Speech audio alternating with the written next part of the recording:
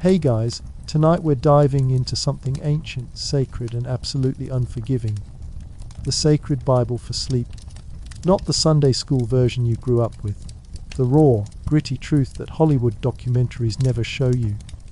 So, before you get comfortable, take a moment to like the video and subscribe, but only if you genuinely enjoy what I do here. And let me know in the comments where you're tuning in from and what time it is for you. It's always fascinating to see who's joining us on this spiritual journey. Now, turn off all the lights.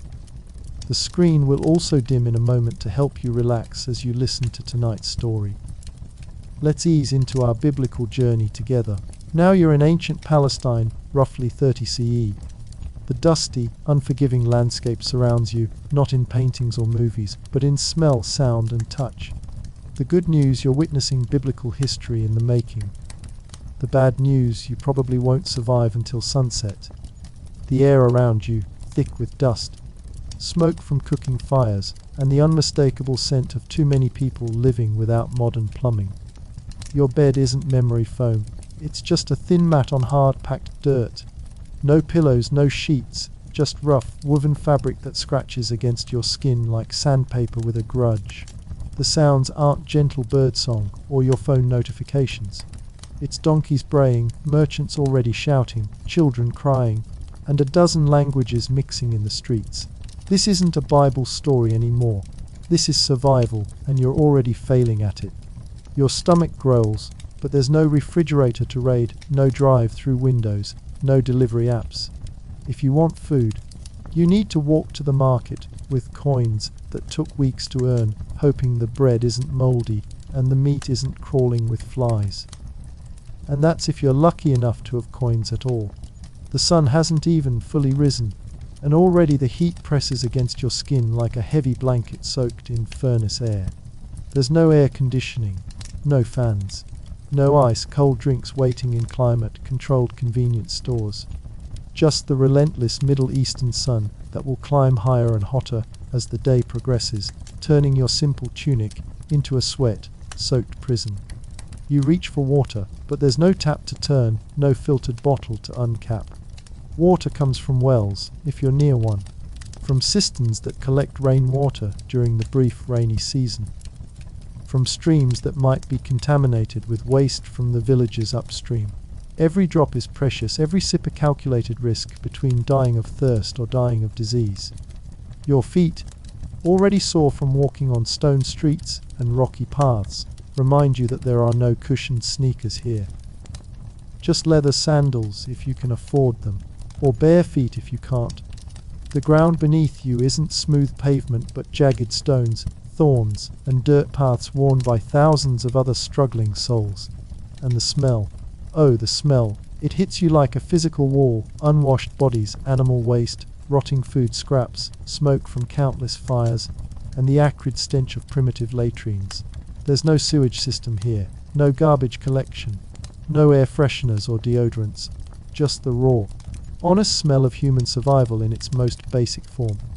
The people around you move with the desperate efficiency of those who know that every day is a battle against starvation, disease, and violence. Their faces are weathered by sun and worry, marked by the constant stress of never knowing where the next meal will come from, or whether the Roman soldiers will decide to make an example of someone today.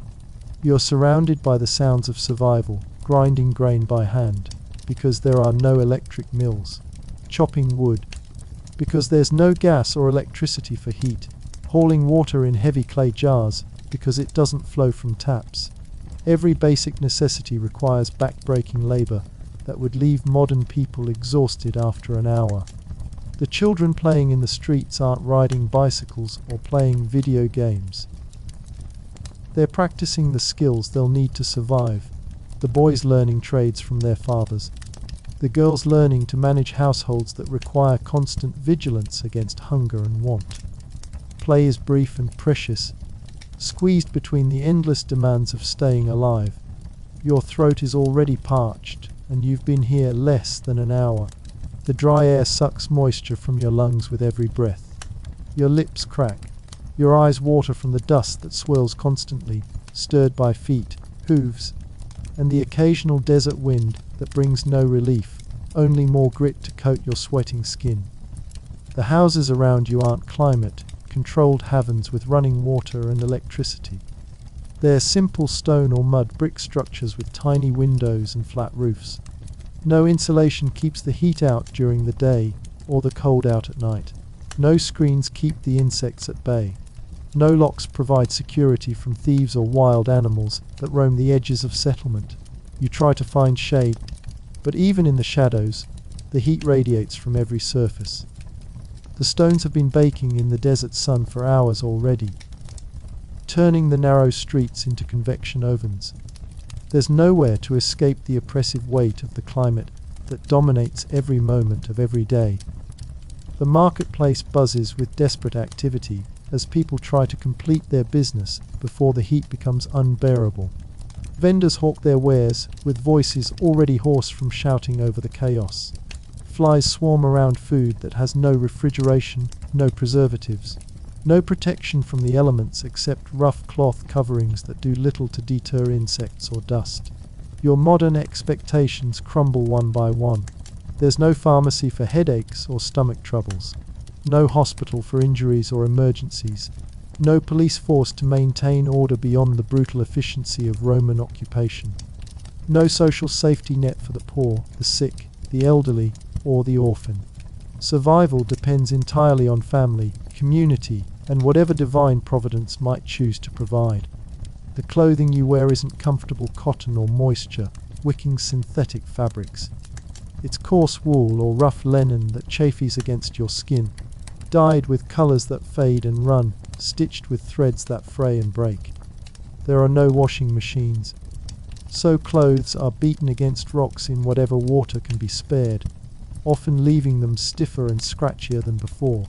Every step you take raises small clouds of dust that coat your sweating skin with a layer of grime that won't wash off easily. There's no soap as you know it, just harsh lye, base substances that leave your skin raw and burning. No shampoo for your hair, which quickly becomes a matted, oily mess that attracts flies and holds the stench of smoke and sweat. The sun climbs higher and the heat intensifies. You watch people begin to seek whatever shelter they can find, knowing that the middle hours of the day will be nearly unbearable. Work slows, conversations become shorter, and everyone moves with the conservation of energy that comes from living in a furnace.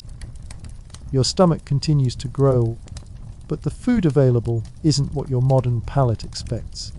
Bread is coarse and gritty, often mixed with chaff and other fillers to stretch the grain.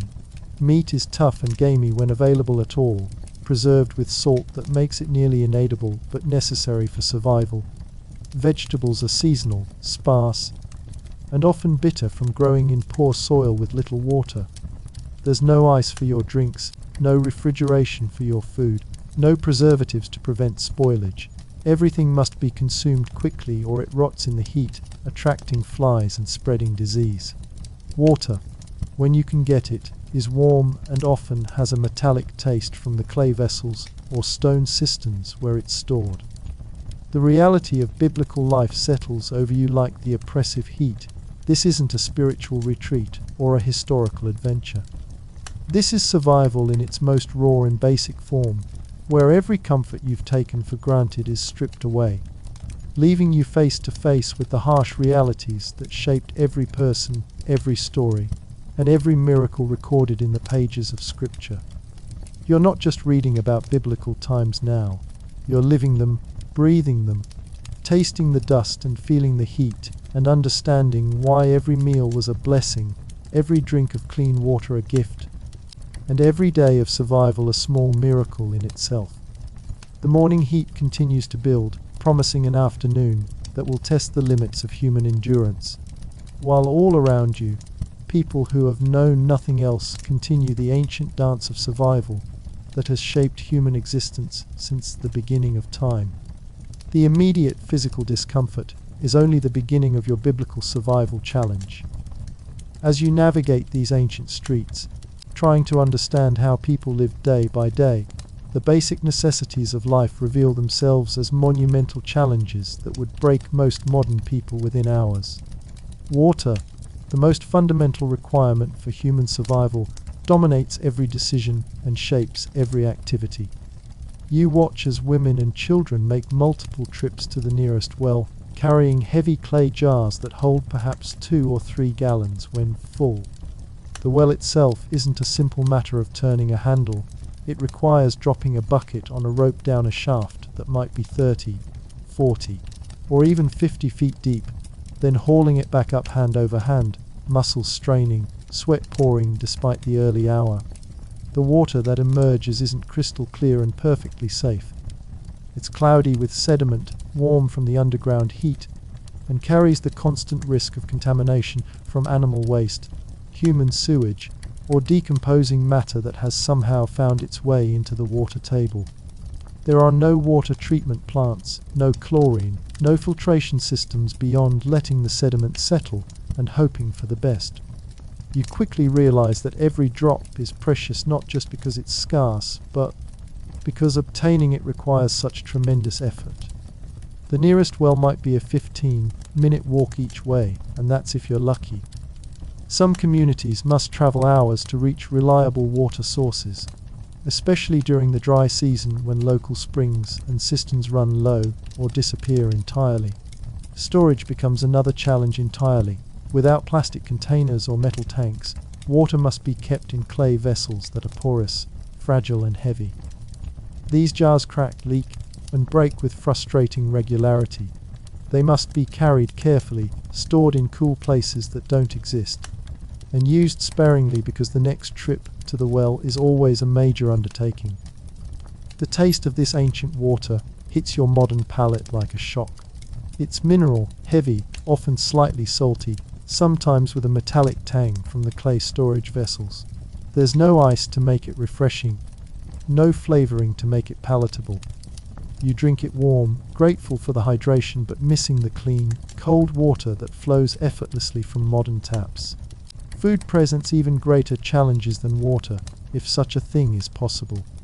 The marketplace you wander through offers a glimpse into an economy based entirely on immediate consumption and seasonal availability. There are no supermarkets with endless aisles of processed foods, no refrigerated sections keeping meat and dairy fresh for weeks, no frozen foods that can be stored indefinitely. Instead, you find vendors selling what they've managed to produce, hunt, or trade for that day. Bread, when available, is baked fresh each morning because there's no way to preserve it. The grain used is often mixed with whatever fillers can be found, ground beans, chaff, even sawdust during particularly lean times. The resulting loaves are dense, heavy, and require strong teeth to manage. Meat is a luxury that most people see rarely. When animals are slaughtered, the entire community mobilizes to consume everything quickly before it spoils in the heat. There's no refrigeration, no freezing, only salt, curing and smoking as preservation methods. The result is meat that's incredibly salty, tough, and often partially spoiled by modern standards, but absolutely precious to people who might go weeks between meat meals. Fish, if you're near water sources, offers slightly better prospects, but even here the challenges are immense. Fishing requires equipment that must be handmade and maintained, skills that take years to develop, and timing that depends on weather, seasons, and pure luck. The fish that are caught must be eaten immediately or dried in the sun, creating a product that's nutritious but barely recognizable as food to modern tastes. Vegetables and fruits follow strict seasonal patterns that dominate the rhythm of life. There are no greenhouse tomatoes in winter, no imported apples year-round, no preserved foods that extend seasons indefinitely. When figs are ripe, everyone eats figs until they're sick of them, because in 3 weeks they'll be gone until next year. When the grain harvest comes in, it must be processed and stored immediately, or entire communities will starve before the next growing season. The processing of food requires tools and techniques that seem impossibly primitive. Grain must be ground by hand, using stone mills that require tremendous physical effort and produce flour that's coarse, gritty, and full of stone particles that wear down teeth over time. There are no food processors, no electric grinders, No convenience tools that make food preparation quick and easy. Cooking presents its own set of nearly insurmountable challenges. Fire must be built and maintained using wood that's often scarce and expensive, or dried animal dung when wood isn't available. There are no gas stoves with instant, controllable flames, no electric ovens with precise temperature controls, no microwave ovens for quick heating. Every meal requires gathering fuel, building a fire, maintaining it at the right temperature, and monitoring food constantly to prevent burning or undercooking. Pots and pans are made of clay or metal that distributes heat unevenly, causing food to burn in some spots while remaining raw in others. Cooking times are estimated based on experience and prayer, not precise thermometers and timers. The smoke from cooking fires fills homes that have little ventilation, creating a constant haze that irritates eyes and lungs. There are no range hoods to remove smoke, no fans to circulate air, no windows that can be opened wide enough to provide real relief. Families gather around cooking fires not just for warmth, but because that's where the light is, making meal preparation a community activity that shapes social relationships. Preservation of food becomes a constant preoccupation. Salt, when available, is used to cure meat and preserve vegetables, but salt itself is expensive and often of poor quality. Drying foods in the sun works when the weather cooperates, but insects, dust, and sudden rainstorms can destroy days of preparation in minutes. Oil, essential for cooking and lamp fuel, comes from olives that must be pressed using methods that extract only a fraction of what modern processing achieves. The oil that results is precious, used sparingly, and often rancid by modern standards due to the lack of proper storage and processing techniques. Even the simplest meals require hours of preparation and constant attention. There are no convenience foods, no pre-prepared ingredients, no shortcuts that save time and effort. Everything must be made from scratch, using tools that are inefficient and techniques that are labor-intensive. Your modern expectations about food safety would be completely shattered within hours. There are no expiration dates, no health inspectors, no regulations governing food handling and storage. People learn to identify spoiled food by smell, taste, and texture, accepting levels of contamination that would horrify modern health officials. The constant presence of flies, dust, and other contaminants means that every meal includes elements that modern people would find completely unacceptable. Food is prepared and consumed in conditions that would shut down modern restaurants immediately. Yet this is the only way food has ever been prepared for thousands of years. Hunger is a constant companion, not the mild discomfort of skipping a snack, but the deep, gnawing emptiness that comes from never quite having enough to eat. Most people exist in a state of mild to moderate hunger most of the time, with occasional periods of abundance during harvest times or celebrations, balanced by periods of genuine starvation when crops fail or trade routes are disrupted. The social implications of food scarcity shape every relationship and every decision. Sharing food becomes an act of profound generosity and trust. Withholding food becomes a weapon more powerful than violence. The promise of a meal can motivate people to extraordinary efforts, while the threat of hunger can control entire populations. As the morning progresses and the heat continues to build, you begin to understand that what you've experienced so far is just the beginning. The challenges of obtaining water and food, overwhelming as they seem, are merely the foundation for a way of life that will test every assumption you've ever made about comfort, safety, and survival. But hunger and thirst are just the beginning of your survival challenges. The very air you breathe carries dangers that would terrify modern health officials. Dust isn't just uncomfortable, it's loaded with particles of dried animal waste, human waste, rotting organic matter, and countless microorganisms that your immune system has never encountered. Every breath you take introduces potential pathogens into your lungs, while every surface you touch transfers bacteria and parasites to your hands.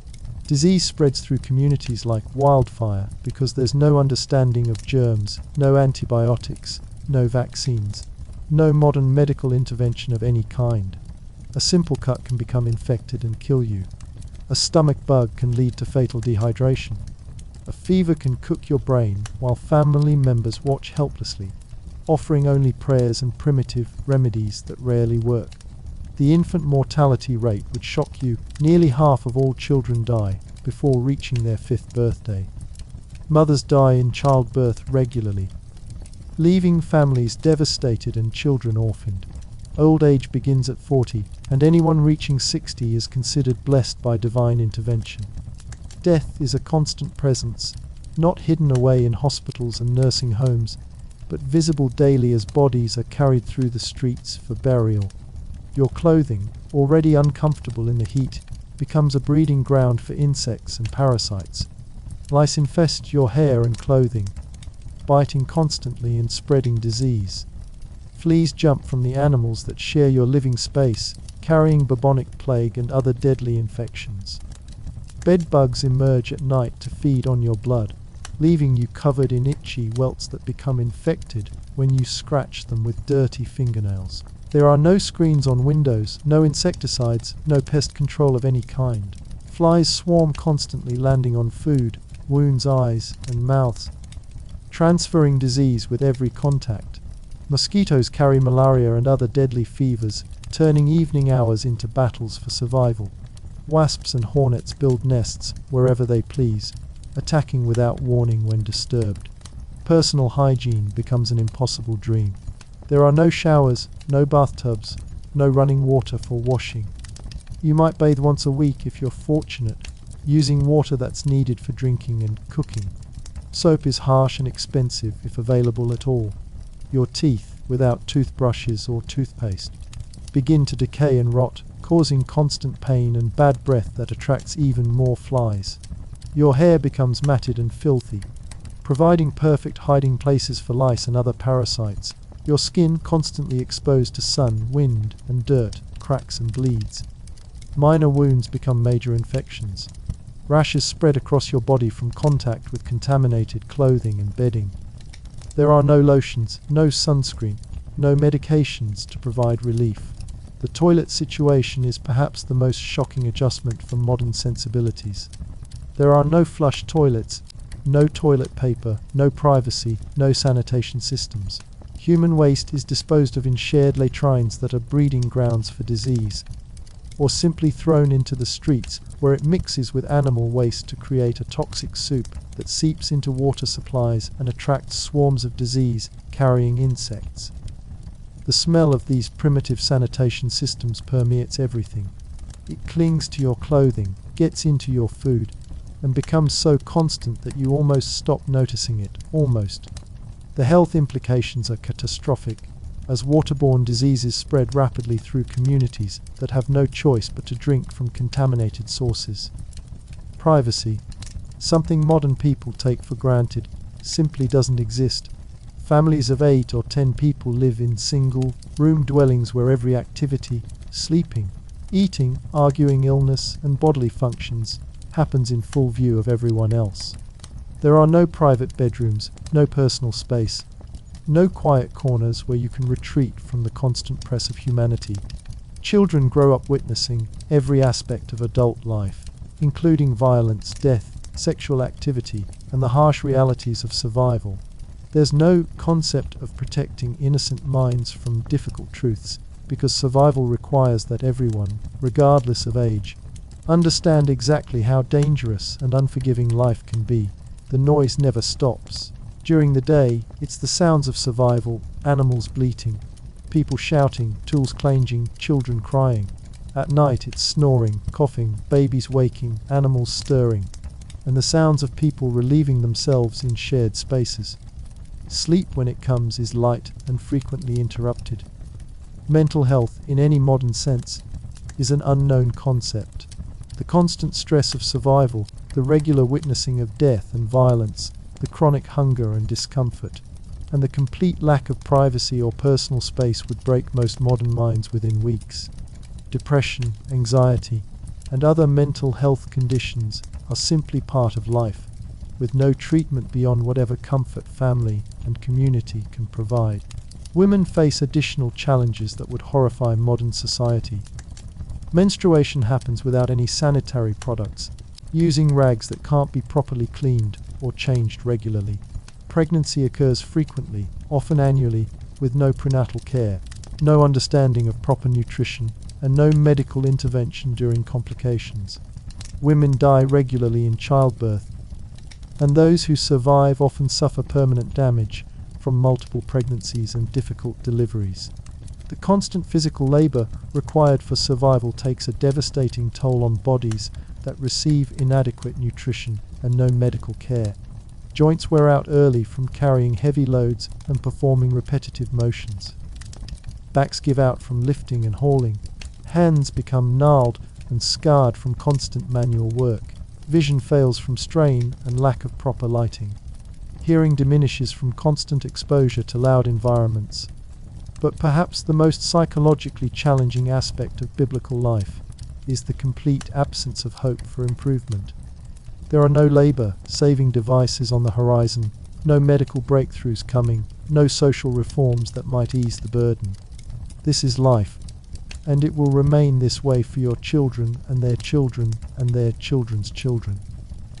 The only hope is for divine intervention, either in this life or the next. Yet somehow, incredibly, people not only survive but find moments of joy, love, celebration, and spiritual transcendence.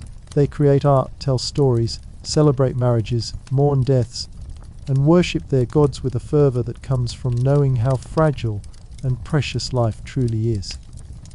They form communities that share resources and support each other through the worst hardships imaginable.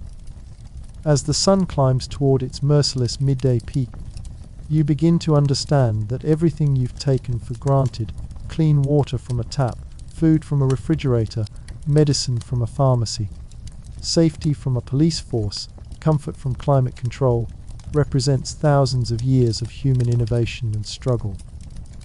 The people around you are living at the very edge of human survival, using every ounce of strength, intelligence, and community cooperation just to make it through another day. And this is just a normal day in biblical times. This is before the plagues, the famines, the wars, the occupations, and the countless other disasters that regularly swept through ancient civilizations like scythes through wheat fields. This is baseline survival, and already it's testing limits you didn't know you had. The midday sun has transformed your ancient world into a furnace that would challenge the survival of desert, adapted animals, let alone a human body designed for moderate climates. The temperature has climbed past 110 degrees Fahrenheit, and every surface around you radiates heat like an oven. The stones beneath your feet are too hot to touch with bare hands, yet people continue to walk on them, because there's no alternative, no air-conditioned refuge, no escape from the relentless assault of Middle Eastern summer. Your skin, already burned and peeling from the morning sun, now faces the full fury of noon radiation. There's no sunscreen, no protective clothing designed for extreme heat, no understanding of UV damage or skin cancer. People simply endure the burning, their skin darkening and thickening over time, aging rapidly under the constant assault. Children develop deep tans before they can walk, and adults look decades older than their actual years, their faces carved by sun and wind into permanent expressions of endurance. The heat isn't just uncomfortable, it's genuinely dangerous. Heat stroke kills regularly, especially among the elderly, the sick, and the very young. You watch people collapse in the streets, overcome by temperatures that would trigger emergency protocols in modern times. There are no paramedics, no hospitals with cooling systems, no IV fluids to treat heat-related illnesses. People either recover on their own or they die, and the community has learned to accept both outcomes as part of life's harsh reality. Water becomes even more precious as the heat intensifies. The little bit you've managed to obtain is warm, almost hot, providing no relief from the internal furnace your body has become. You need to drink constantly to replace the fluid pouring out through your sweat. But every drop consumed means less available for cooking, cleaning, or tomorrow's survival. The The mathematics of hydration become a deadly game where miscalculation means death. Dehydration sets in quickly in this heat, bringing with it headaches, dizziness, nausea, and confusion. Your urine becomes dark and scanty, a sign that your kidneys are struggling to function with insufficient fluid. Your mouth becomes so dry that speaking is difficult, your tongue sticking to the roof of your mouth like leather. Yet all around you, people continue working, because stopping means starvation, and starvation is a slower but equally certain death. The animals around you provide a glimpse into the daily violence that shapes biblical life. Donkeys, essential for transportation and heavy labor, are beaten regularly by owners who can't afford to show mercy to creatures they depend on for survival. These animals collapse from heat and exhaustion, only to be kicked and beaten back to their feet, because their death would mean economic disaster for their owners.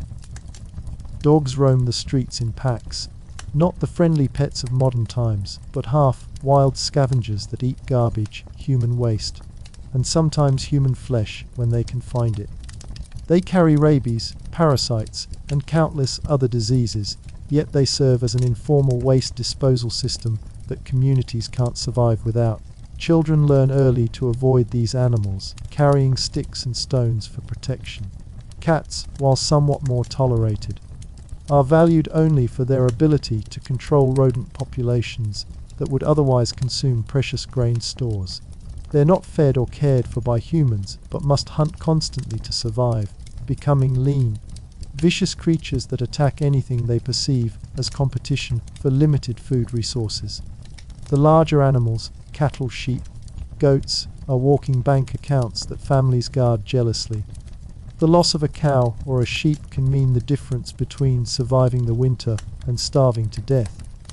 These animals are not pets but survival tools, valued for their milk, meat and hides, but also sources of constant worry as they require food, water, and protection that owners can barely provide for themselves.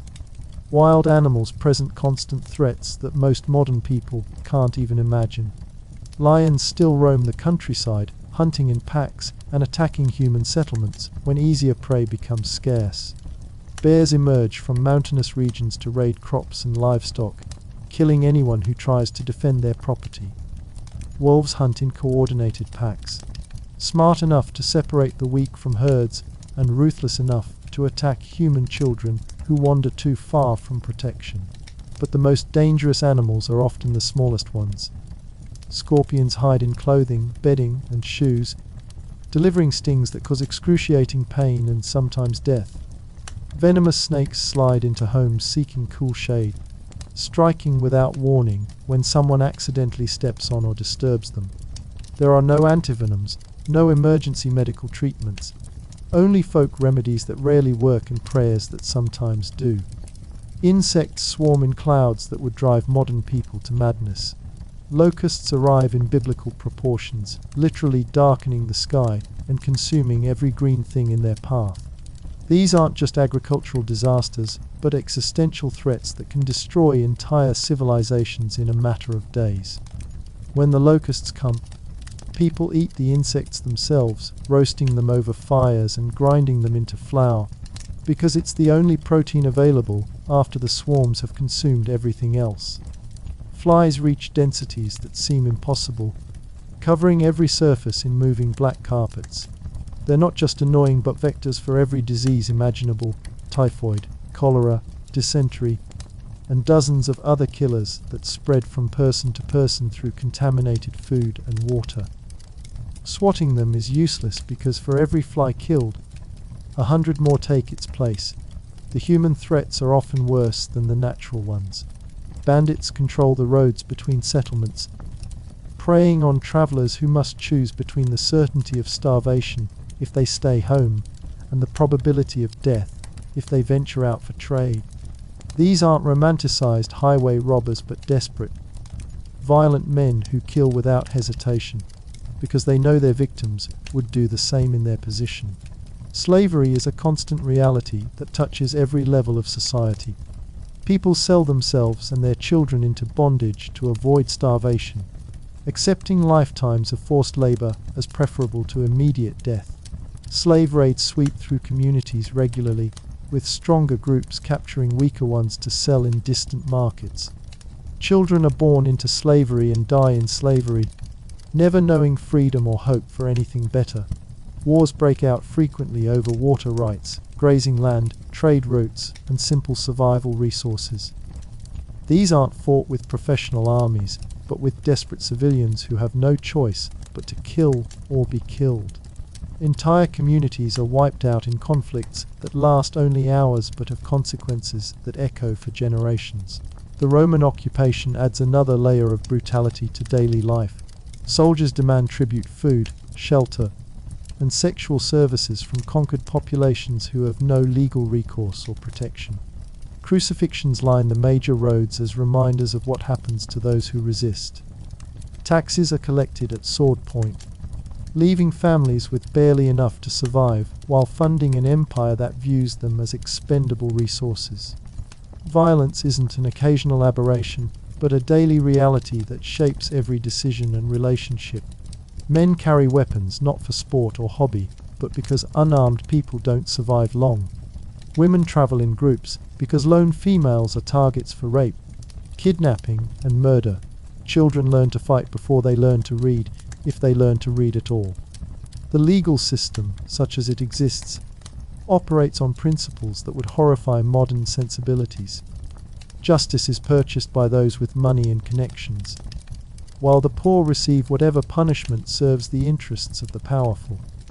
Witnesses can be bought, judges can be bribed, and evidence can be manufactured or destroyed based on political convenience. Public executions are entertainment, drawing crowds who cheer and jeer as condemned prisoners are stoned, crucified, or beheaded. These aren't viewed as barbaric spectacles, but as necessary community events that reinforce social order and provide lessons about the consequences of challenging authority. Torture is a routine part of criminal justice, used not just to punish, but to extract confessions and information. People are flogged, burned, stretched on racks, and subjected to torments that would be considered war crimes in modern times. There are no constitutional protections, no rights against self-incrimination, no appeals processes that might prevent wrongful punishment. The concept of individual human rights simply doesn't exist. People are valued based on their utility to family, community, and state, with the weak, sick, and elderly often abandoned when they become burdens rather than assets. Infanticide is common, especially for girl babies who are seen as economic liabilities in cultures that require dowries for marriage. Mental illness is viewed as demon possession, leading to treatments that involve exorcism, beating, and isolation rather than medical care. People with epilepsy, depression, schizophrenia, and other conditions are often chained, abandoned, or killed as threats to community safety. There's no understanding of brain chemistry, no medications, no therapeutic interventions beyond prayer and superstition.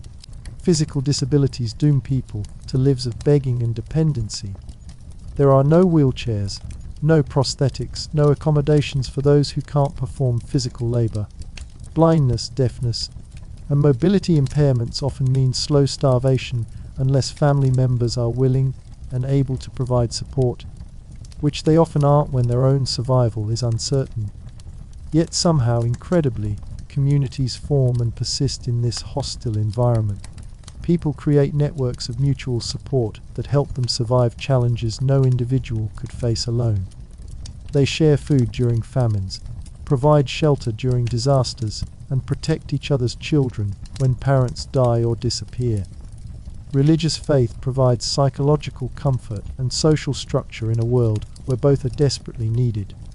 People gather for worship, festivals, and ceremonies that create meaning and purpose beyond mere survival. They tell stories, sing songs, and maintain traditions that connect them to their ancestors and provide hope for their descendants. Marriage becomes a survival strategy more than a romantic choice. Families arrange unions based on economic necessity, combining resources and labor to increase everyone's chances of surviving another year. Love, when it develops, is considered a bonus rather than a requirement. Young people marry as soon as they reach physical maturity, Because every additional worker increases the family's survival odds. Women bear children constantly, not by choice but by biological necessity in a world where infant mortality requires large families to ensure any children survive to adulthood. Pregnancy and childbirth happen without medical care, relying on midwives whose knowledge comes from experience rather than training. Many women die in labor, and those who survive often face permanent health problems from repeated pregnancies and difficult deliveries. Child rearing happens in the context of survival training rather than nurturing development. Children learn adult skills as soon as they can walk and talk, because there's no time for extended childhood. Boys follow their fathers to learn trades, farming or warfare. Girls learn household management, food preparation and childcare. Play is brief and rare, squeezed between the demands of helping the family survive. Education, in any formal sense, is available only to the wealthy elite. Most people live and die without learning to read or write, relying entirely on oral tradition to preserve knowledge and culture. The few who do receive education are trained primarily in religious texts and basic mathematics needed for trade. Scientific knowledge is limited to what can be observed directly, with superstition filling the gaps that modern people fill with empirical understanding. The elderly, rather than being honored for their wisdom, often become burdens that families can barely afford to support. When food becomes scarce, difficult decisions must be made about who gets fed and who doesn't. The old, the sick, and the disabled are often the first to be sacrificed for the survival of younger, more productive family members. Death is a constant presence that shapes every relationship and decision. People don't just die of old age, they die of infections, accidents, violence, starvation, and countless other causes that modern medicine has made rare. Funeral rituals are elaborate not because death is unusual, but because it's so common that communities need structured ways to process the constant grief and loss. Grief itself is a luxury that most people can't afford for long. When someone dies, there might be a day or two for mourning. But then survival demands that everyone return to the essential work of staying alive. Extended grief is a privilege for those who have others to handle the daily necessities of existence. The economic system, such as it exists, operates on principles of immediate exchange rather than long-term investment. There are no banks, no credit systems, no insurance policies to protect against disasters. Wealth is measured in livestock, grain stores, and land that can produce food. Money, when it exists, is in the form of precious metals that must be weighed and tested for purity with every transaction. Trade happens through bartering systems that require detailed knowledge of relative values and seasonal fluctuations. A sheep might be worth 5 measures of grain during harvest time, but 15 measures during winter scarcity. People become expert at calculating these exchanges because mistakes can mean the difference between eating and starving. Markets operate on schedules determined by travel times, weather conditions, and security concerns. Merchants form caravans for protection against bandits. But these groups also become targets for raiders who know when and where valuable goods will be traveling. Trade routes shift constantly based on political stability, war zones, and natural disasters. Craftsmanship reaches high levels in some areas because specialized skills can mean the difference between poverty and relative prosperity. Blacksmiths, potters, weavers, and other artisans develop techniques passed down through generations. But innovation happens slowly because experimentation with survival tools is a luxury few can afford. Housing reflects the harsh realities of available materials and constant security concerns. Homes are built like fortresses, with thick walls, tiny windows, and flat roofs that can serve as defensive positions. There's no architectural beauty for its own sake. Every design element serves survival needs first. Interior spaces are dark, smoky, and cramped because fuel for lighting and heating is precious. Families gather around central hearths that provide heat, light, and cooking capability, but also fill living spaces with smoke that causes respiratory problems and eye irritation. There's no furniture as modern people understand it, just mats, simple stools, and storage containers that can be moved quickly if the family needs to flee. Storage of food and supplies becomes an obsession because having reserves can mean surviving disasters that kill less prepared families. Grain is kept in sealed jars to protect it from rodents and insects. Water is stored in multiple containers to prevent total loss if some break or become contaminated. Tools and weapons are maintained constantly because replacement might be impossible. Seasonal cycles dominate every aspect of life with an intensity modern people can barely comprehend. Spring brings hope for new crops, but also the fear that late frosts or insufficient rain might destroy everything. Summer brings the harvest that determines whether the family will survive the winter, but also brings extreme heat that can kill the weak and elderly. Fall is a race against time to gather, process, and store everything needed for winter.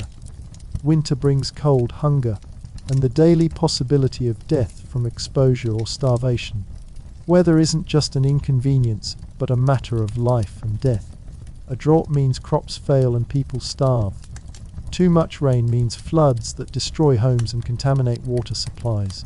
Storms can destroy months of work in a few hours. There are no weather forecasts, no emergency services, no disaster relief organizations. Families must prepare for weather extremes based on experience and hope for the best. The concept of leisure time simply doesn't exist for most people. Every daylight hour is spent on essential survival activities: finding food, preparing food, maintaining shelter, caring for animals, making tools, gathering fuel, hauling water, and all the countless other tasks that modern conveniences have made unnecessary. Evening hours might bring a few minutes of social interaction or storytelling around the fire, but exhaustion usually wins out over entertainment. Personal possessions are limited to what can be carried if the family needs to flee quickly. There are no closets full of clothing, no collections of books or art, no accumulations of unnecessary items. Everything owned must serve multiple purposes and be valuable enough to justify the resources spent on it. Sleep happens when exhaustion overcomes discomfort, cold, noise, and fear. There are no comfortable beds, no quiet rooms, no security systems to provide peace of mind. People sleep lightly, ready to wake at the first sign of danger, and they rarely get the deep, restorative sleep that modern people take for granted. Nighttime brings different dangers than daylight hours. Wild animals become more active, seeking water and food near human settlements. Human predators use darkness to cover their attacks on isolated families. Fires die down, leaving people vulnerable to cold that can kill the weak and elderly. There are no streetlights, no police patrols, no emergency services to call for help. The psychological toll of this constant vigilance would break most modern minds within weeks. Everyone lives in a state of chronic stress, always alert for the next threat, always calculating survival odds, always making decisions based on worst-case scenarios. There are no vacations from this stress, no safe spaces where people can truly relax and let their guard down. As the sun begins its slow descent toward the western horizon, you realize that everything you've experienced so far, the heat, the hunger, the thirst, the constant danger, has been just another ordinary day in biblical times. Tomorrow will bring the same challenges, the same threats, the same desperate struggle for survival, and the day after that, and the day after that. This isn't a temporary hardship or a brief adventure. This is life, and it will continue this way until the day you die, probably much sooner than you would die in modern times. But even as the worst heat of the day begins to fade, new challenges emerge with the approaching evening. The temperature differential between day and night in desert climates is extreme, and your body, already weakened by heat exposure and dehydration, must now prepare for a cold that can be just as deadly as the scorching sun. Your clothing, soaked with sweat during the day, will become a liability as temperatures drop. There's no dry change of clothes waiting in a climate-controlled closet, no heated home to retreat to, no warm shower to restore your core temperature. The The same garments that provided minimal protection from the sun will now conduct heat away from your body, creating a chill that penetrates to your bones. The wings that bring some relief from the day's heat also carry new dangers. Desert winds can shift direction suddenly, bringing sandstorms that reduce visibility to zero and fill every opening your mouth, nose, ears, and eyes with grit that scrapes and irritates delicate tissues. These storms can last for hours or days, trapping people in whatever shelter they can find while sand accumulates in drifts that can bury entire structures. Food spoilage accelerates in the heat, but the cooling temperatures don't provide the relief you might expect. Without refrigeration, the daily race against bacterial growth continues. Meat that seemed acceptable in the morning heat may have developed dangerous toxins by evening. Milk sours within hours. Fruits ferment and attract swarms of insects that carry their own diseases and parasites. The water situation becomes even more critical as evening approaches. The warm, unpalatable liquid you've been rationing throughout the day hasn't been enough to replace what you've lost through sweating. Your kidneys are concentrating urine to dangerous levels, your blood is thickening, and your heart is working harder to pump the viscous fluid through your circulatory system. Heat exhaustion is setting in, bringing with it confusion, nausea, and weakness that make good decisions even more difficult. Evening also brings the increased activity of nocturnal predators. Hyenas emerge from their daytime hiding places, their haunting calls echoing across the landscape as they search for carrion or easy prey. These aren't the cartoon characters of modern entertainment, but powerful scavengers with bone-crushing jaws and pack mentality that makes them bold enough to approach human settlements. They can smell death and weakness from miles away, and a person collapsed from heat stroke becomes an easy target. Snakes become more active as temperatures cool, emerging from their daytime shelters to hunt. In darkness, with no flashlights or electric lighting, every step becomes a potential encounter with venomous species that strike without warning. The shuffling sounds of movement through sand and rocks could be harmless lizards or deadly vipers. And there's no way to tell the difference until it's too late. The social dynamics of survival become more apparent as families gather for whatever evening meal they can manage. Resources must be divided among family members, with difficult decisions about who gets how much of the limited food and water available. Children cry from hunger that can't be satisfied. Adults make hard choices about whether to consume their meager supplies now or save them for tomorrow's uncertainties. Cooking fires create their own hazards and challenges. Wood is scarce and must be gathered from increasingly distant locations, requiring energy that people can barely spare. The smoke from cooking fires, while providing some protection from insects, also creates respiratory irritation and signals to any human predators in the area that there are people worth robbing or enslaving nearby. The psychological impact of constant survival stress becomes more pronounced as physical exhaustion sets in. Decision-making becomes impaired, relationships become strained, and the social cooperation necessary for group survival begins to break down under the pressure. People become irritable, suspicious, and prone to conflicts that can escalate into violence over trivial disputes. Disease symptoms that were masked by the day's activity become more apparent during rest periods. Fever feels worse when you're not distracted by immediate survival tasks. Stomach problems become more pronounced when you try to eat whatever food you've managed to obtain. Respiratory issues are aggravated by smoke from cooking fires and dust from constant wind. The absence of medical care becomes most apparent during evening hours when people have time to notice their injuries and illnesses. Cuts that seemed minor during the day's rush of activities are now obviously infected. Bruises and strains hurt more when there's time to feel them. Chronic conditions like arthritis become more painful as temperatures drop and humidity levels change. Sleep, when it finally comes, offers little true rest. There are no comfortable beds, no protection from the elements, no security from the human and animal threats that prowl the darkness. People sleep in shifts when possible, with someone always remaining alert for dangers that could destroy the family while they're vulnerable. The sounds of night bring their own terrors, the distant roar of lions, the yipping of wild dogs, the scream of hunting birds of prey, and worst of all, the sounds of other humans moving stealthily through the darkness with unknown intentions. Every noise could signal the approach of raiders, slavers, or wild animals, keeping everyone in a state of hypervigilance that prevents the deep sleep necessary for physical and mental recovery. As complete darkness falls over the biblical landscape, you understand that surviving the day was just the first challenge.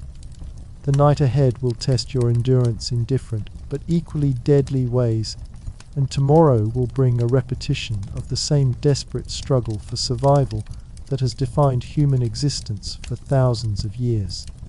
The darkness that has settled over your biblical world brings with it a different kind of survival challenge, the complex web of human relationships that can mean the difference between life and death in a world where individual survival is impossible. As you huddle with others around the dying embers of cooking fires, you begin to understand that staying alive isn't just about finding food and avoiding predators.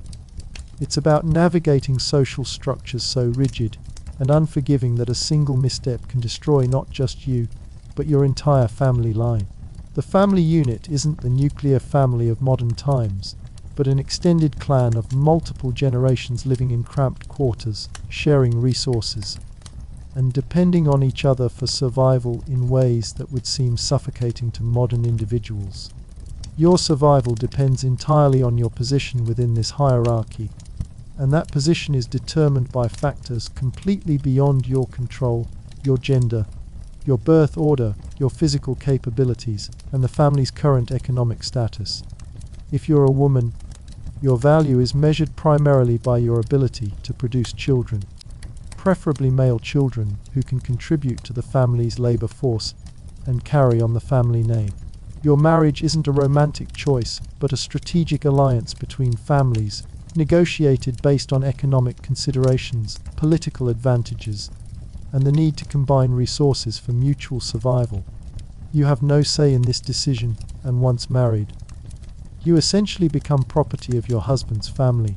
Pregnancy becomes both your greatest value and your greatest vulnerability. Without modern medical care, each pregnancy is a roll of the dice that could end in your death, leaving your children orphaned and your husband's family burdened with mouths to feed, but no productive labor to show for it.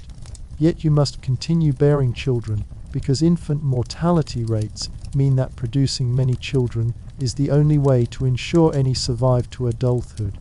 The constant cycle of pregnancy, childbirth, and childcare happens while you're also responsible for the endless domestic labor that keeps the family alive, grinding grain, preparing food, hauling water, making and maintaining clothing, and caring for sick family members. There are no labor-saving devices, no hired help, no time off for recovery from childbirth or illness. You work until you collapse, and then you work some more, because stopping means everyone suffers. If you're a man, your survival depends on your ability to provide for an extended family through physical labor, trade skills, or, if you're fortunate enough to own property, managing agricultural production. You're responsible not just for your wife and children, but potentially for your parents, unmarried sisters, widowed sisters, in-law, and orphaned relatives who have nowhere else to turn. The economic pressure is crushing and constant. Your social status is determined by your ability to accumulate and maintain wealth in the form of livestock, land, and stored goods. But this wealth is always precarious, subject to loss through natural disasters, theft, war, taxation, or simple bad luck. A drought that kills your animals or a raid that destroys your stored grain can reduce your family from relative prosperity to desperate poverty overnight.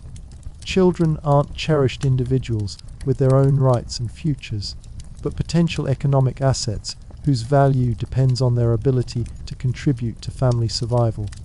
Child labor isn't an unfortunate side effect of poverty. It's an essential component of the family economic strategy. Children who can't or won't work effectively become burdens that families struggling for survival sometimes can't afford to keep. Education exists only for the wealthy elite, and even then it's focused primarily on religious texts and basic arithmetic needed for trade. Most people never learn to read or write, relying entirely on oral tradition to pass down knowledge, stories, and cultural practices. This creates a society where information is controlled by a small literate class, and where most people have no access to knowledge beyond what they can directly observe or learn from their immediate community. The concept of privacy that modern people take for granted simply doesn't exist. Multiple families often share single rooms, with every aspect of life, from intimate relations to bodily functions to family disputes, happening within earshot of others. Personal space is a luxury that survival doesn't permit, and individual needs are always subordinated to group survival requirements. Religious practices aren't separate from daily survival, but intimately connected to every aspect of life. The gods or God must be appeased through sacrifices, offerings, and ritual observances because divine displeasure can manifest as natural disasters, diseases, military defeats, or personal tragedies that destroy families and communities. These aren't abstract theological concepts, but practical survival strategies based on the belief that supernatural forces directly control the natural world. Temple worship requires significant economic sacrifice from families who can barely afford to feed themselves. Animals that could provide milk, eggs, or eventually meat must instead be offered as sacrifices. Grain that could feed hungry children for days must be burned as offerings. Time that could be spent on essential survival activities must be devoted to religious observances. Yet these sacrifices are considered necessary because the alternative, divine anger, could result in consequences far worse than temporary hunger. Religious festivals provide temporary relief from the grinding routine of survival, but they also require additional expenditures of resources that families can ill afford. Special foods must be prepared, new clothing must be made if possible, and normal work activities must be suspended. These celebrations create brief moments of joy and community solidarity, but they also put additional strain on already stretched family budgets. The religious calendar dominates the rhythm of life in ways that go far beyond modern religious observances. Sabbath restrictions aren't just spiritual practices, but legal requirements enforced by community pressure and sometimes by religious authorities with the power to impose serious penalties. Work that must be done to prevent starvation creates constant tension between survival needs and religious obligations. Prayer isn't a private, personal practice but a community activity that reinforces social hierarchies and group identity. Public prayers acknowledge the authority of religious leaders, reaffirm social relationships, and serve as a form of community policing, where anyone who fails to participate properly becomes suspect of disloyalty or heretical thinking. Religious law governs not just worship practices, but civil matters like property rights, marriage contracts, inheritance disputes, and criminal justice. There's no separation between religious and secular authority, meaning that breaking religious law can result in civil penalties up to and including death. Understanding and carefully following religious requirements isn't just a matter of personal faith, but of legal survival. The priesthood represents one of the few paths to social advancement for those not born into wealthy families, but it requires extensive education that most families can't afford to provide their children. Priests and religious scholars form a separate social class with access to knowledge, legal authority, and economic resources that ordinary people lack. They serve as intermediaries between the divine and human worlds, but they also function as part of the political and economic power structure that controls society. Religious pilgrimage isn't voluntary spiritual tourism, but often an economic necessity. Major religious sites serve as trade centers where people from different regions can safely conduct business under the protection of religious law. Families may travel for days or weeks to reach these sites, not just for worship, but to engage in trade, arrange marriages, settle legal disputes, and maintain the social connections essential for survival. The concept of religious tolerance doesn't exist in any meaningful sense. Communities are defined by shared religious practices, and those who don't conform to local religious requirements face social ostracism, economic boycotts, physical violence, or expulsion. Religious differences aren't matters of personal choice, but markers of tribal identity that determine who can be trusted and who represents a potential threat. Superstition and religious belief blend together in ways that modern people find difficult to understand. Natural phenomena that modern science explains through physical laws are interpreted as direct manifestations of divine will or supernatural intervention. This creates a worldview where every event, from successful harvests to deadly diseases, requires religious interpretation and response. Healing practices combine primitive medical knowledge with religious ritual in ways that sometimes help and sometimes harm patients.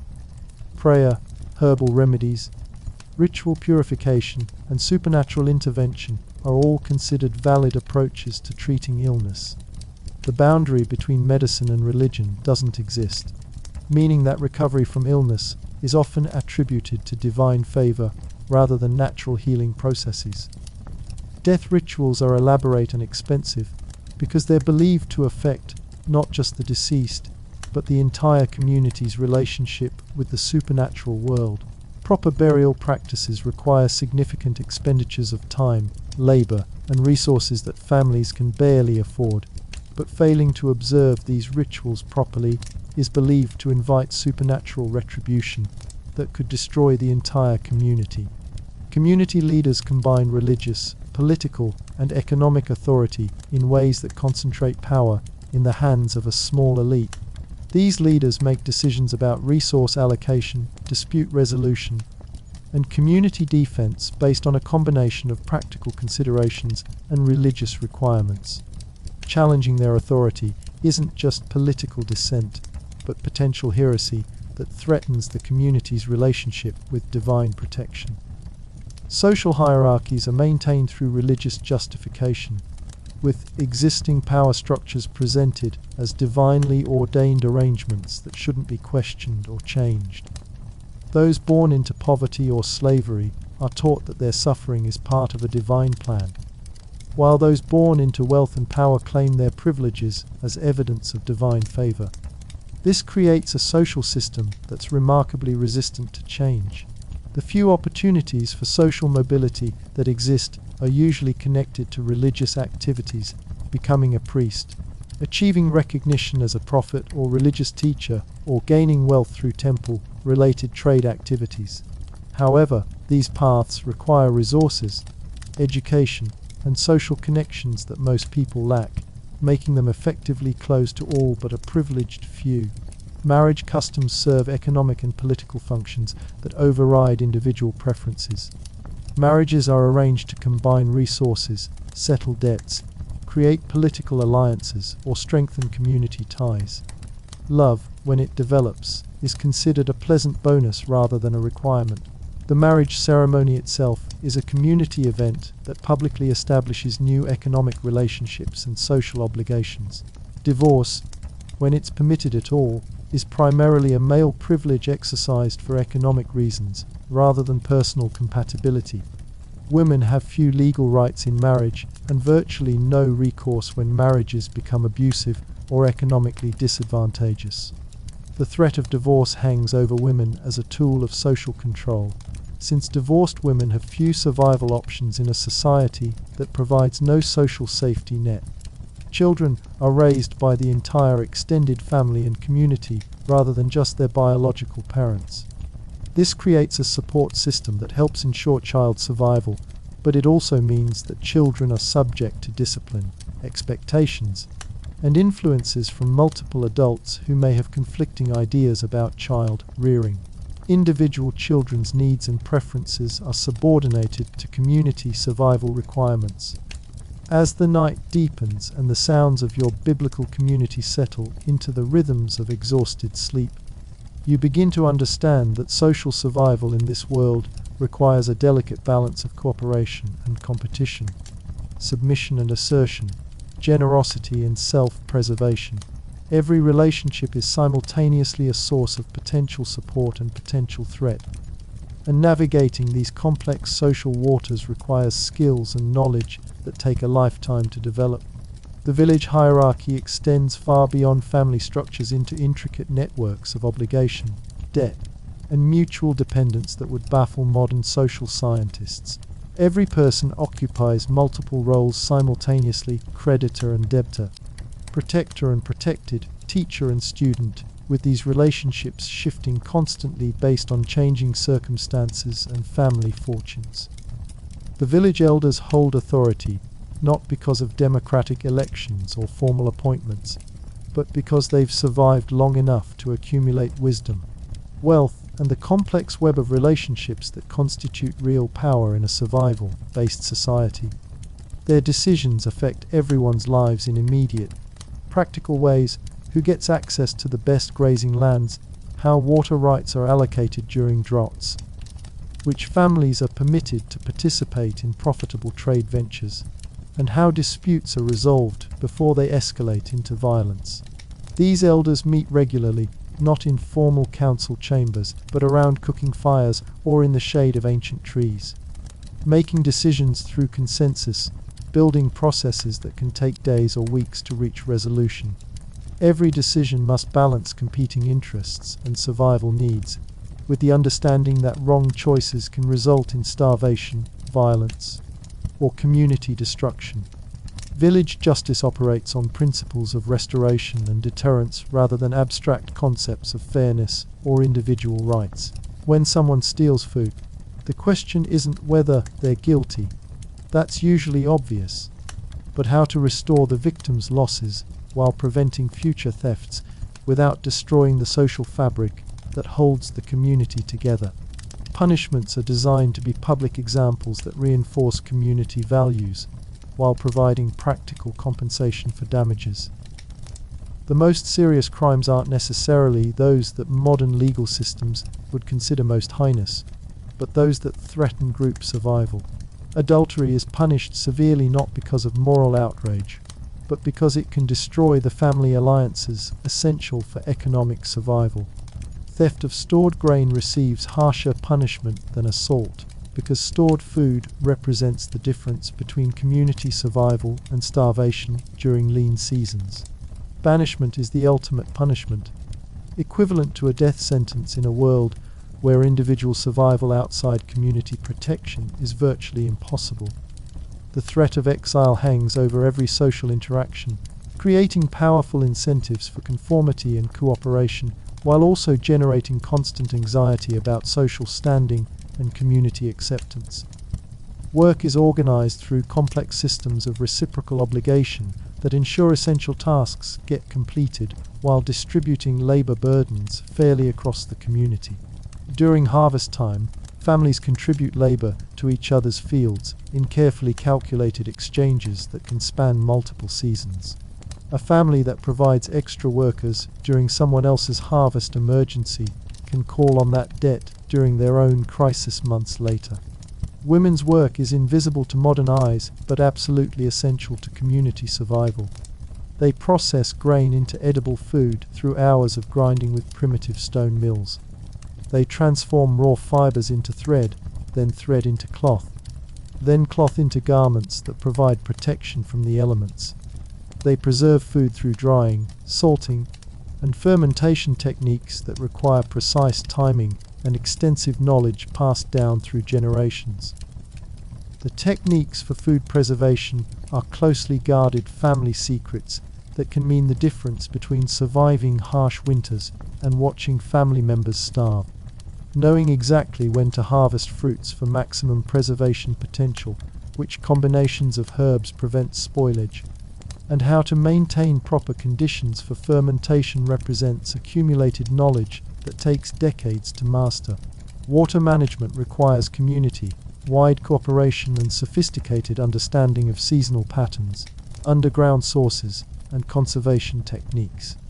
Cisterns must be maintained collectively, with families contributing labor and materials according to complex formulas that account for family size, wealth, and usage patterns. The failure of water management systems means community death, making water politics the most serious and contentious aspect of village governance.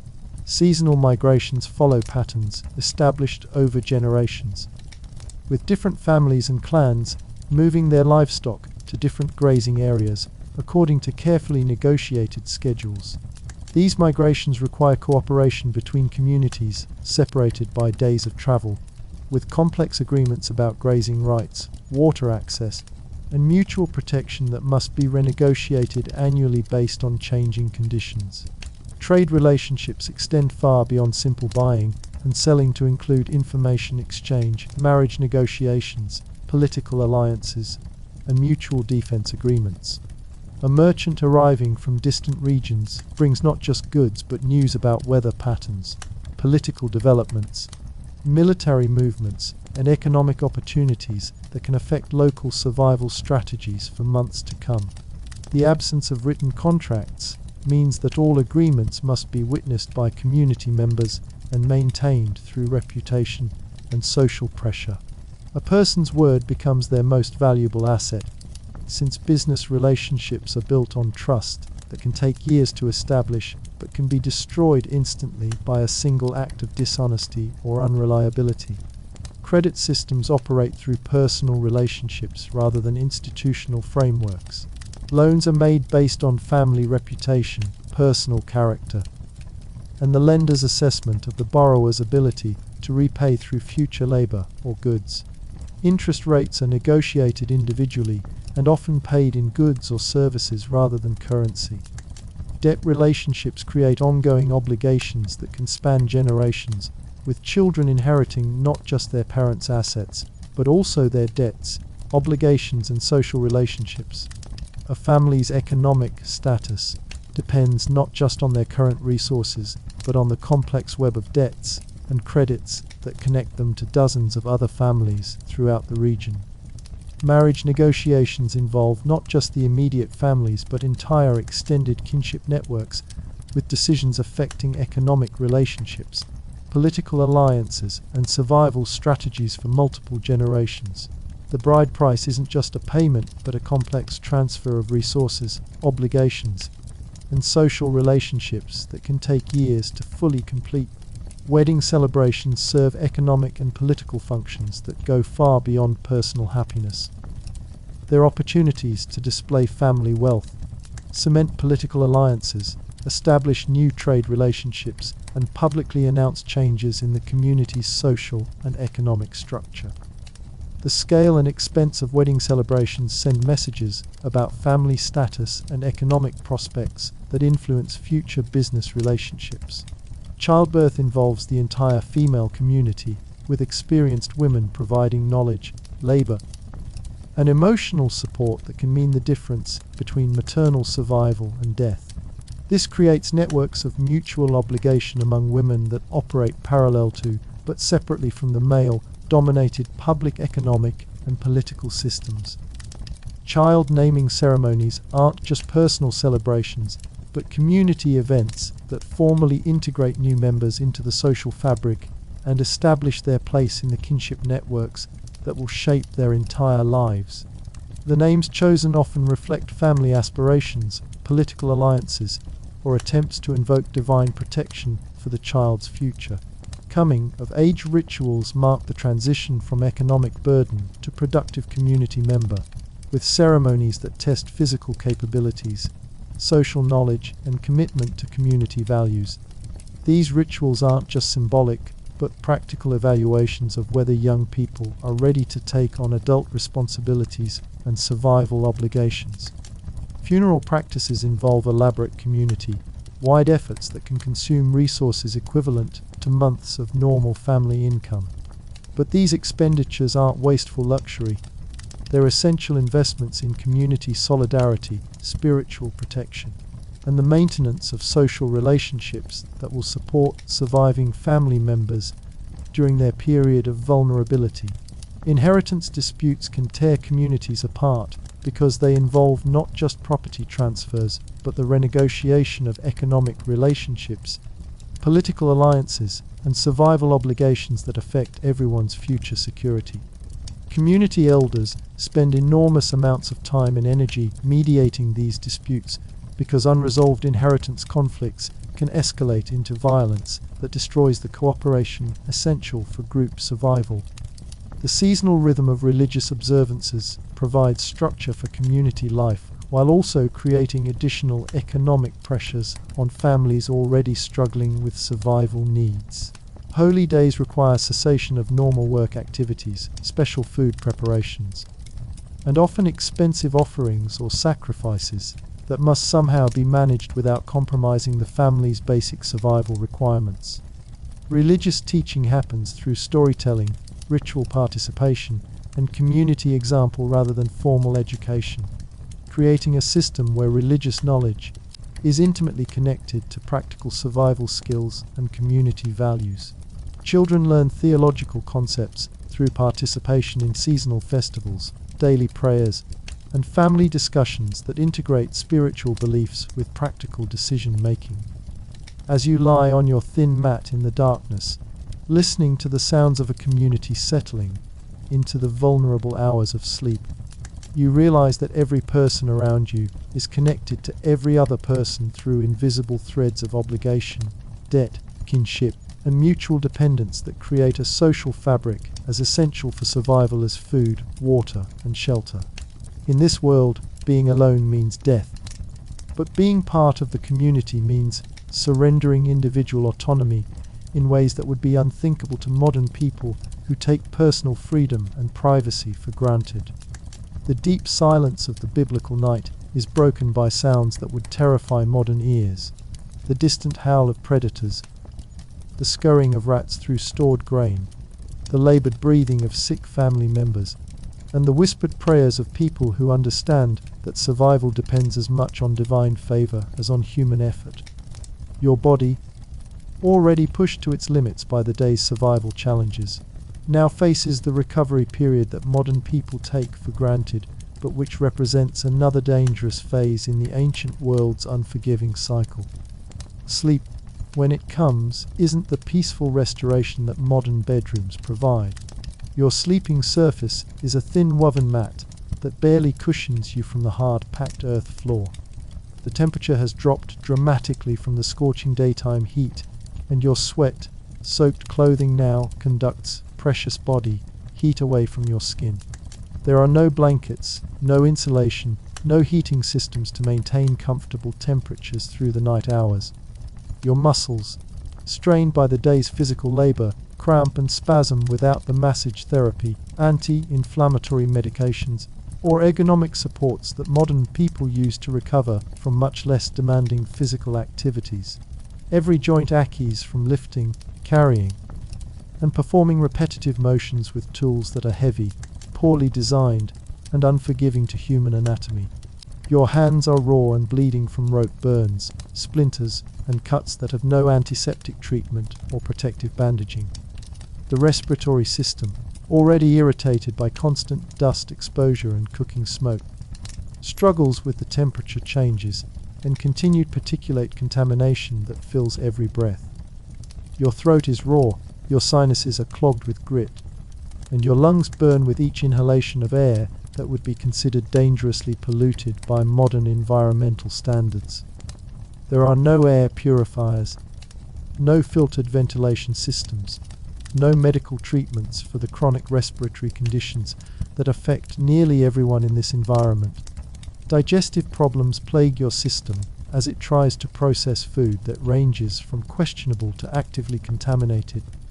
The water you've consumed throughout the day carries bacteria, parasites, and mineral concentrations that would hospitalize modern people. Your stomach churns with cramps that could signal anything from minor indigestion to life-threatening infections.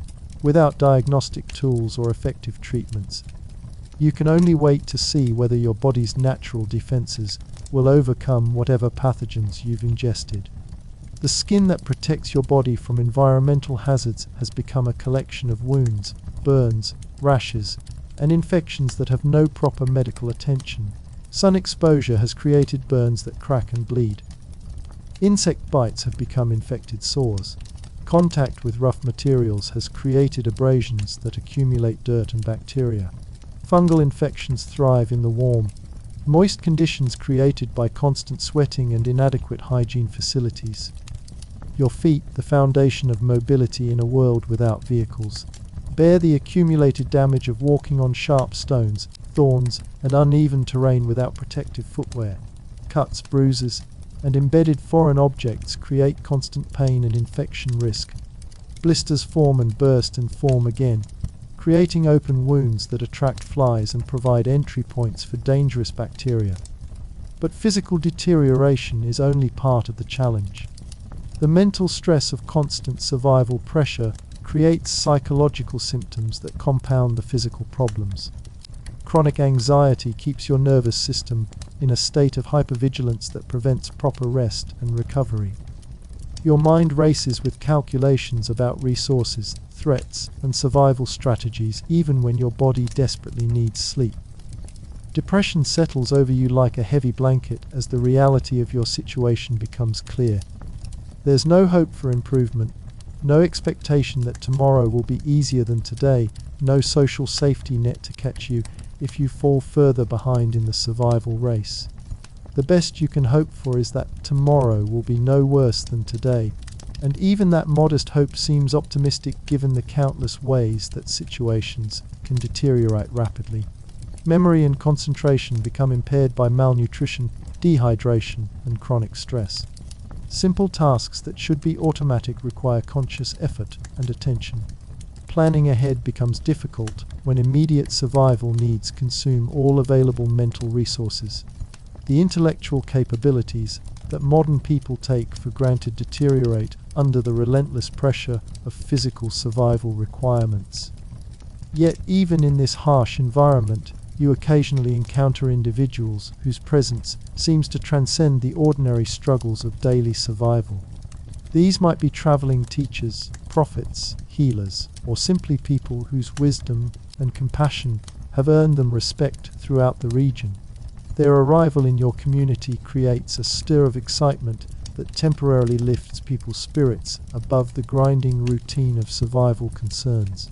When such figures appear, they often gather crowds not in formal lecture halls or comfortable auditoriums, but in whatever open spaces can accommodate the curious and desperate people who hope to hear words of wisdom, witness miraculous healings, or simply experience a brief respite from their daily struggles. These gatherings happen without amplification systems, stadium seating, or security arrangements, creating intimate but chaotic environments where profound spiritual encounters mix with the practical realities of crowd control and resource management. The teachings you hear aren't abstract theological discussions, but practical wisdom about how to live with integrity, compassion, and hope in a world that seems designed to crush all three qualities. The parables and stories connect directly to your daily experiences, farming challenges, family conflicts, economic pressures, and social injustices that everyone in the audience understands intimately. Healing demonstrations, when they occur, aren't staged performances, but desperate encounters between suffering people and individuals who claim divine authority to restore health and wholeness. The sick and disabled who approach these healers represent the full spectrum of human misery that ancient medicine couldn't address: blindness, paralysis, skin diseases, mental illness, and chronic conditions that modern medicine could easily treat, but which represented hopeless suffering in the ancient world. The atmosphere around such healings is electric, with a combination of hope and skepticism, faith and desperation that reflects the psychological state of people who have no other options for relief from their suffering. Success brings wild celebrations and renewed faith, while failure reinforces the cynicism and despair that chronic suffering creates in human hearts. Religious debates that emerge from these encounters reveal the intense spiritual hunger of people whose daily lives are dominated by physical survival needs, but whose human nature craves meaning, purpose, and connection to something greater than themselves. Questions about divine justice, human suffering, and the purpose of existence take on urgent practical importance when asked by people whose lives hang in the balance of forces beyond their control. The social dynamics around these spiritual figures reflect the complex hierarchies and power structures that govern community life. Religious and political leaders who feel threatened by new teachings or popular movements may attend these gatherings not as sincere seekers, but as critics looking for reasons to discredit or eliminate potential threats to their authority. Tax collectors, soldiers, merchants, and other representatives of economic and political power structures find themselves confronted with teachings that challenge the assumptions and practices that maintain their privileged positions. The tension between spiritual ideals and practical survival needs creates conflicts that can't be resolved through simple adherence to religious rules or social conventions.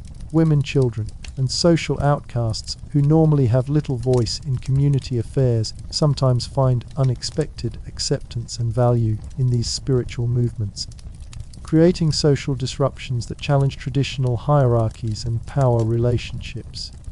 The radical nature of such acceptance becomes clear when you consider how thoroughly survival-based societies depend on rigid social structures to allocate limited resources effectively.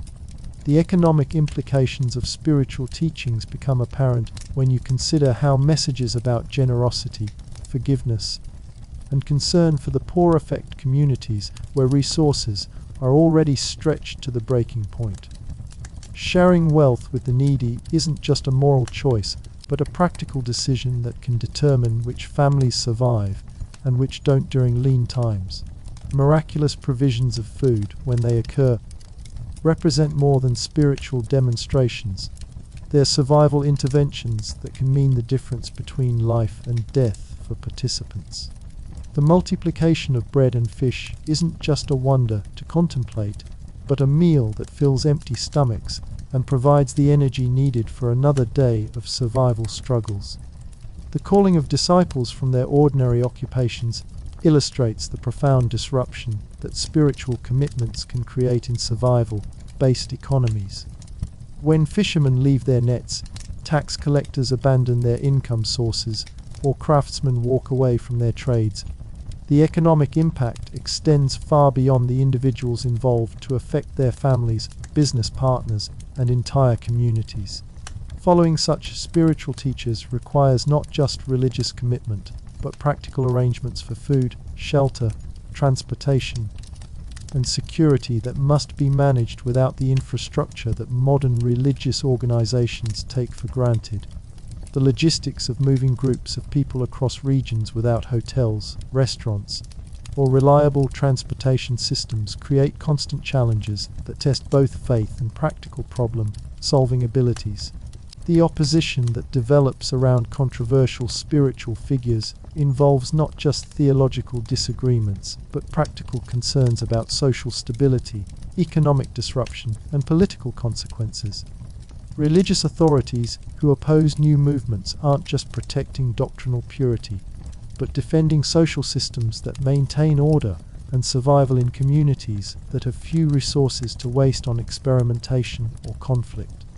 As you witness these encounters between the ordinary struggles of survival and the extraordinary claims of spiritual teachers, you begin to understand that biblical events didn't happen in sanitized religious environments, but in the midst of the same brutal realities that dominate your daily existence. The miracles, teachings, and spiritual transformations that fill biblical accounts take on new meaning when you realize they occurred against a backdrop of hunger, disease, political oppression, and constant threats to physical survival that shaped every aspect of ancient life. The contrast between your physical deterioration and the vibrant health that some of these spiritual figures seem to possess becomes starkly apparent. While your body breaks down under the relentless pressure of survival needs, these individuals often display energy, clarity of thought, and physical resilience that seem almost superhuman in comparison to the general population's declining health. Their ability to travel constantly without apparent exhaustion, to speak for hours without losing their voices to the dust and heat, and to maintain calm composure under the hostile questioning of religious authorities suggests either exceptional physical conditioning or supernatural assistance that transcends normal human limitations. The very fact that they can sustain their ministries while facing the same environmental challenges that are destroying your health becomes part of their credibility as divine messengers. The crowds that gather around these figures represent a cross-section of human desperation that modern people rarely witness in such concentrated form. Lepers with rotting flesh approach despite social taboos that normally keep them isolated. Blind beggars navigate through hostile crowds, driven by hopes that may be their only alternative to slow starvation. Paralyzed individuals are carried by family members who have exhausted all other options for healing. The emotional intensity of these gatherings reflects the high stakes involved for people who have no other source of hope. Tears flow freely from people who have learned to suppress emotions as a survival strategy.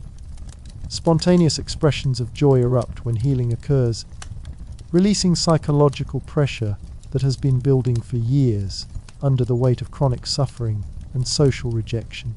But not everyone in these crowds comes seeking healing or spiritual guidance. Pickpockets work the edges of gatherings, taking advantage of distracted attention and crowded conditions to steal whatever small valuables desperate people might possess. Informants sent by religious or political authorities mingle with sincere seekers looking for evidence of sedition, blasphemy, or other charges that could be used to eliminate troublesome spiritual leaders.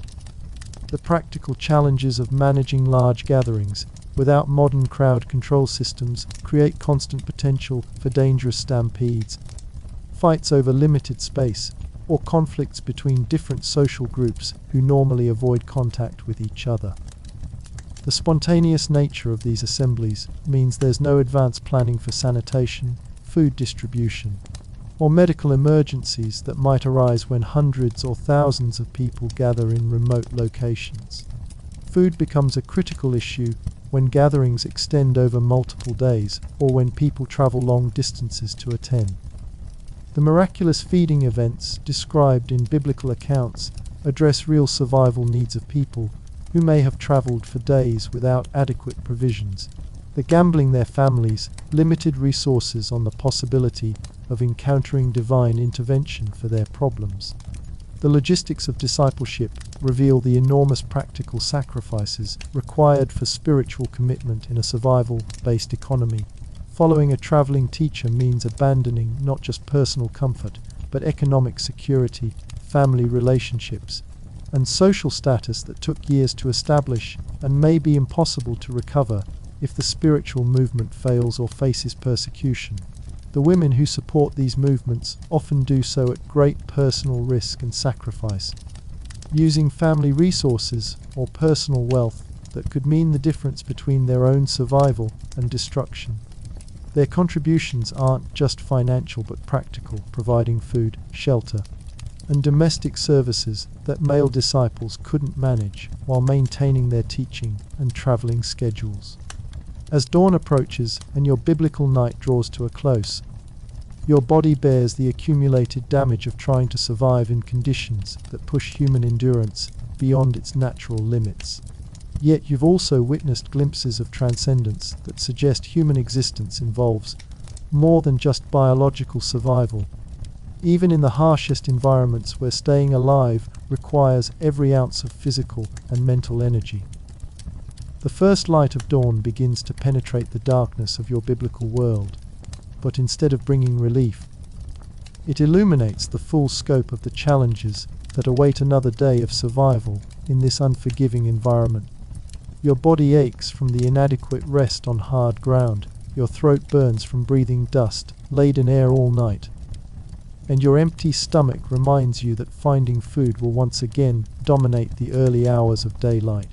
Yet as you prepare to face another cycle of survival challenges, you become aware that you're living through a period of human history when extraordinary spiritual events unfold against this backdrop of ordinary human suffering. The crowds that gather around spiritual teachers aren't just casual audiences, but desperate people whose lives have been shaped by the same brutal realities you've experienced.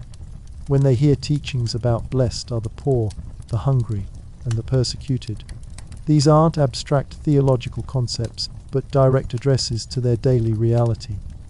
The promise of divine comfort for mourners speaks to people who have lost children to disease, spouses to violence, and parents to starvation with regularity that would shock modern sensibilities.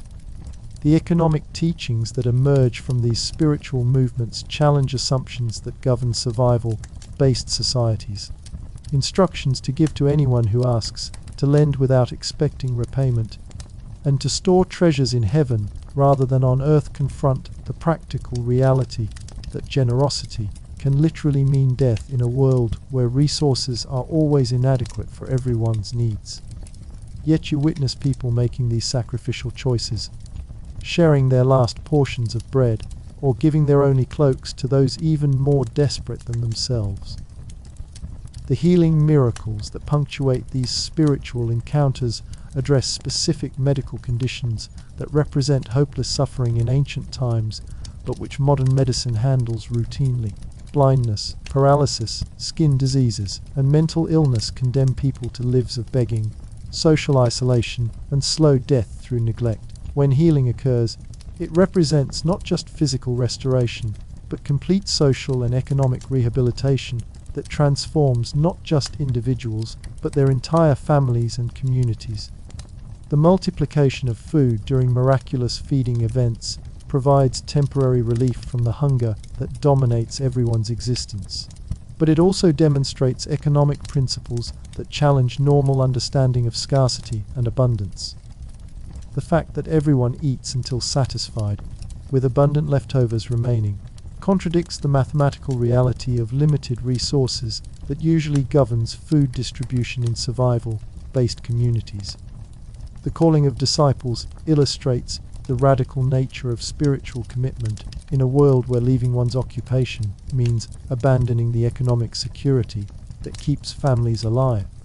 Fishermen who walk away from their nets don't just change careers, they risk destroying the economic foundations that support their extended families and business partners.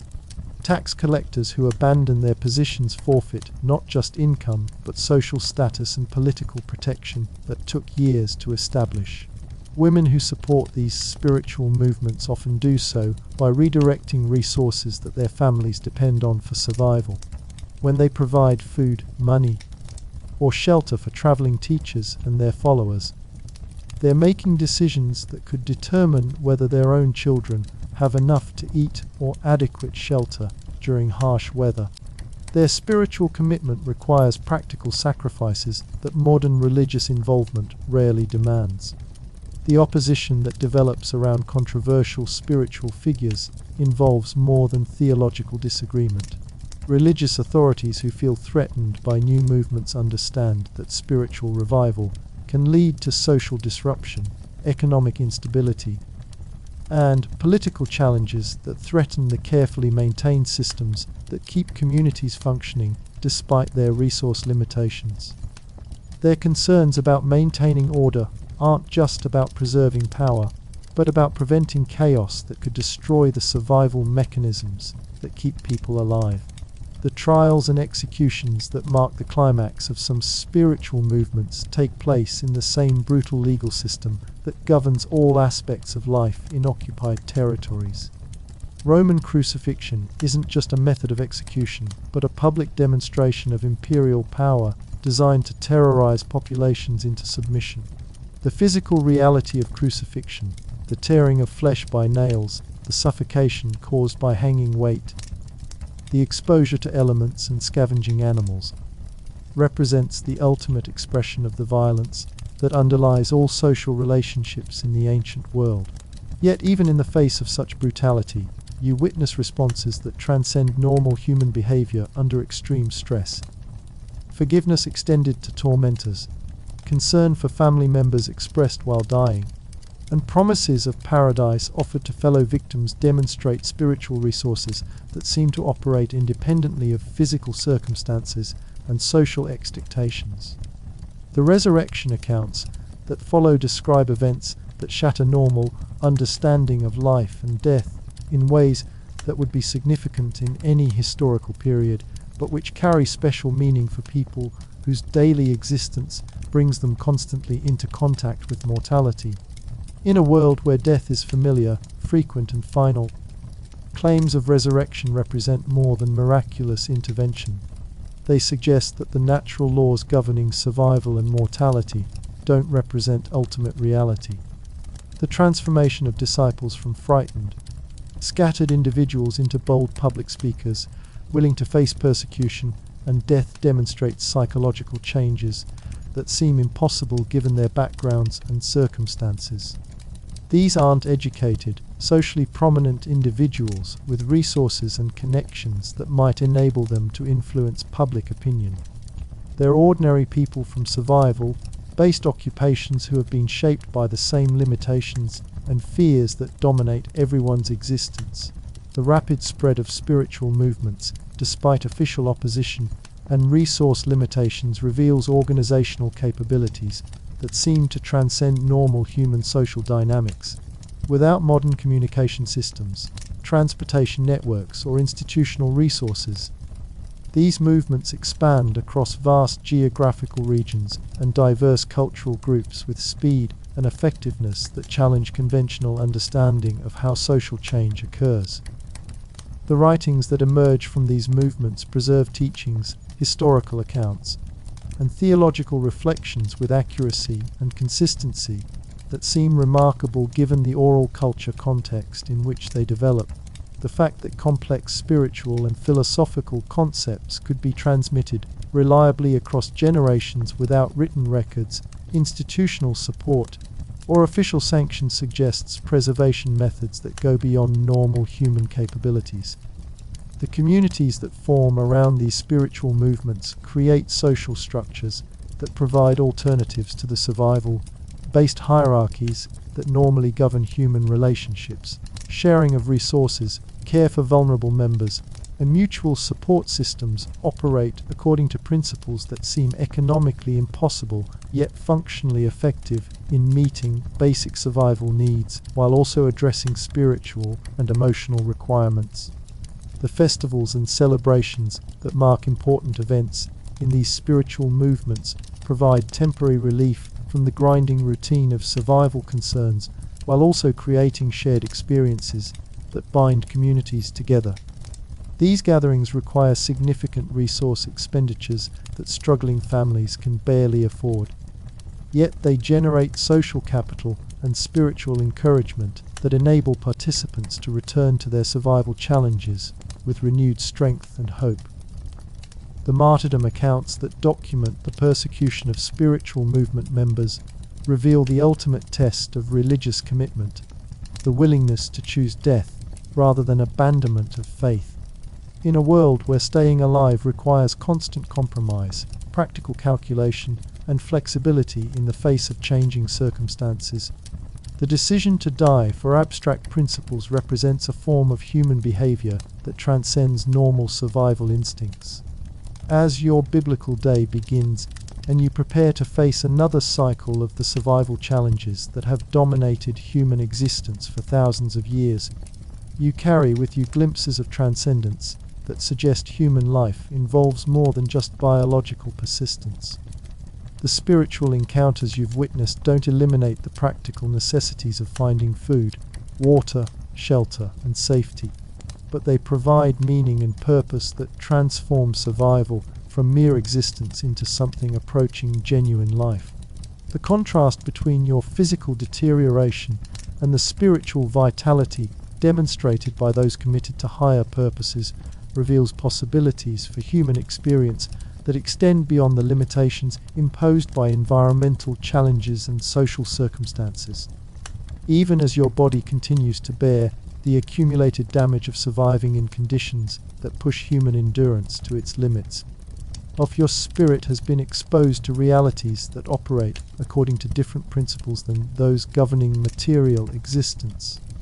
The dawn light reveals the same harsh landscape, the same survival challenges, and the same threats that will dominate another day of ancient life. But it also illuminates the possibility that human beings can transcend these limitations through connections to spiritual resources that provide strength, hope, and purpose beyond what natural circumstances would seem to allow. In this biblical world, where every day brings struggles that modern people can barely imagine, you've discovered that survival itself can become a form of spiritual practice when approached with faith, community support, and commitment to purposes greater than individual preservation.